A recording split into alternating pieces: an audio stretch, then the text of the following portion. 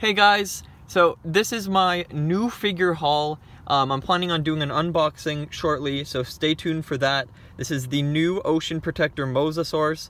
From what I know, no one has done a review on it yet, so we'll get to see what the tail looks like, the articulated tail, and see how that functions, as well as we'll be taking a look at these 3 new figures as well.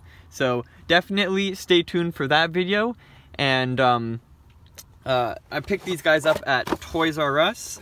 Really nice to see that they're finally coming out here. You can see on the back of the packaging, the Ocean Protector Mosasaurus is made with 1 pound of ocean-bound plastic. So this plastic would end up in the ocean, but they used it to make, I think, the tail and the fins from what it shows on the imagery.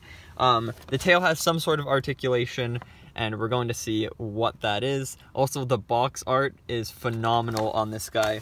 Really amazing stuff. I think it's similar box art to the Dino Escape Tyrannosaurus Rex and later figures that have been leaked recently as well. Thanks for watching, guys, and be sure to stay tuned for the next video. Bye-bye.